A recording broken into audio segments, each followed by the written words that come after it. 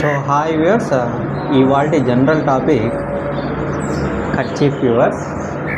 So kerchief వల్ల లాభాలు.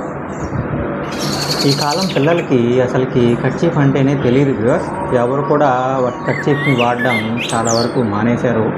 ఎందుకంటే అందరూ ఏసీల్లో కూర్చొని పని చేసుకుంటున్నారు.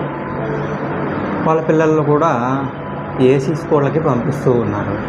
సో మ్యాక్సిమం అందరూ కర్చీఫ్ కొనడం కానీ కర్చీఫ్ వాడడం కానీ తగ్గించేశారు. కానీ మధ్యతరగతివి లేదా అంతకంటే తక్కువ పేద విద్యార్థులు ఇంకా మన దేశంలో గవర్నమెంట్ స్కూల్కి వెళ్ళి మధ్యతరగతి విద్యార్థులు ఏసీ లేని స్కూళ్ళకి వెళ్ళి చదువుకుంటూ ఉంటారు.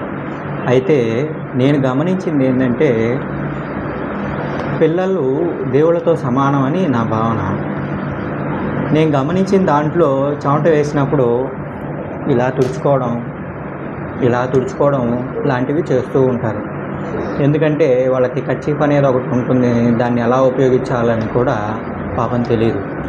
సో అటువంటి పిల్లలకి ఇలాంటి కర్చీఫ్ని వాళ్ళ తల్లిదండ్రులు కొనిచ్చి కర్చీఫ్ని ఎలా ఉపయోగించాలో వాళ్ళకి అర్థమయ్యేట్టు చెబితే వాళ్ళు దాన్ని ఉపయోగించడం మొదలు పెడతారు.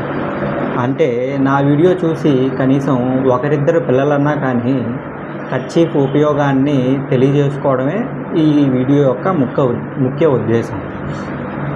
అయితే కర్చీఫ్ తీసుకొని చెమట వేసినప్పుడు ఇలా తుడుచుకొని చేయడం వల్ల చెమ్మంతా కర్చీఫ్ పీలుస్తుంది, చొక్కాకి కాదు చేతికి కూడా ఏమీ ఉండదు.